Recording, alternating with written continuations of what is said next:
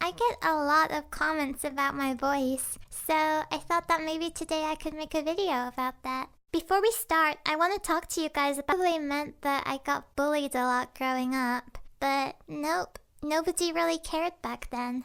I get a lot more comments about my voice now that I'm on YouTube. Most of them are really nice and supportive. Others, not so much. I guess that back when I was growing up, all of us had squeaky voices, so mine didn't stand out as much. There was this one girl in high school who started picking on me a bit though. It was kind of weird. I remember the first time I talked to her, I actually accidentally ran into her in the hallway. We just apologized to each other, and then she stopped me as I was about to walk away, and she put her hand on my cheek and said, "You're really pretty. You look like a little porcelain doll." I thought that was kind of weird, but I took it as her trying to give me a compliment, and I just carried on with my day. The next day though, she suddenly came up to me in the bathroom. This time she had a group of friends with her. They all cornered me as I was trying to leave. The girl started to talk to me. She was asking me questions like, "What's your name?" or "How old are you?" And whenever I answered, she would repeat what I said to the other girls and try to imitate my voice while they all just laughed. I remember being really upset by this because my voice is something that I can't change about myself. This happened to me a few times. Every time I would just stand there and try not to talk so she couldn't mimic me. Then one time, she and her friends came walking up to me to tease me again, but this time I was with my friend. The friend I was with was known as the athlete of the school, so everybody knew she was really tough. Yeah, I'll just say that me. Just as my bully was about to open her mouth to make fun of me, my friend raised her fist at her and made her back off. She told my friend that she was just trying to offer me some candy, which neither of us believed.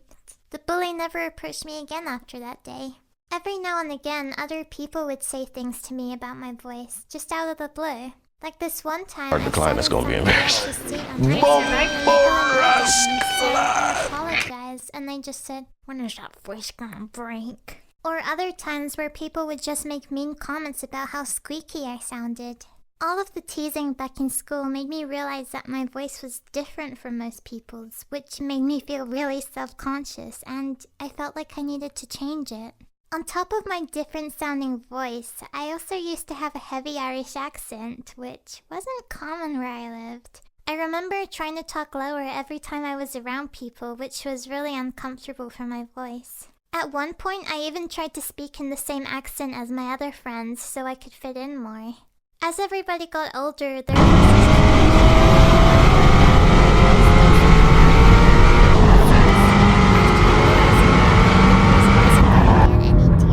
I just gave up on trying to change it. Over time, I just became a quieter person because it was easier than being judged.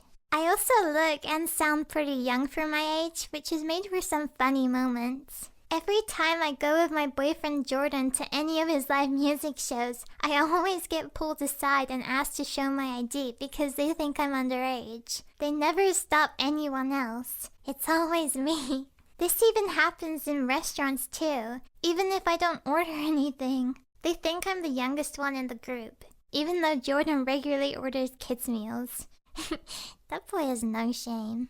There was also this time when I got a new job at a grocery store and I was meeting all of the other employees. One of them asked me how old I was, and I told her. Her jaw dropped and her expression changed from happy to complete shock. She just said, "No," and waited for me to tell her that I was joking, but I wasn't. It looked like I'd just betrayed her or something. All I could do was awkwardly smile at her. Apparently, I sound especially young over the phone. Whenever I would answer the house phone back when I was living in my parents' house, a lot of people would think that I was a little kid, so they would treat me that way over the phone, which was always really awkward for me. They'd say things like, "Oh, hello, can you put your mommy on the phone?" Or, "Shouldn't you be at school?" It was kind of embarrassing. I remember the first time I actually spoke to Jordan on a Skype call back when I lived in Spain. I was so nervous about him hearing my voice. I thought he would think it was weird like a lot of people had. But when we finally did get on the call, he didn't say anything for the first little bit. Then out of the blue, he just said, "By the way, your voice is really cute," which surprised me a lot. Most people's first reactions to hearing my voice for the first time are pretty similar. They're usually surprised. I've had a lot of people ask me if my voice is real, which always feels kind of strange. I remember the first time I ever got asked this in person. It was a friend of a friend, and I just introduced myself to him when he suddenly paused and asked me, "Is your voice real?" I just looked at him, not knowing what to say because I was so confused by what he meant. I answered him with yes, but he gave me a look like he didn't believe me. This hardly ever happens in person though. I'm more likely to see people react this way online. I've seen people try to come up with multiple crazy conspiracy theories about why my voice sounds the way it does. Some people refuse to believe it's my real voice. Some people insist that it's because of a medical condition I have. And other people even think that I have an unlimited source of helium. Obviously, it's none of these reasons. Not everyone has the same voice. Everyone is different. I've come out of my shell a lot since I started YouTube, and a lot of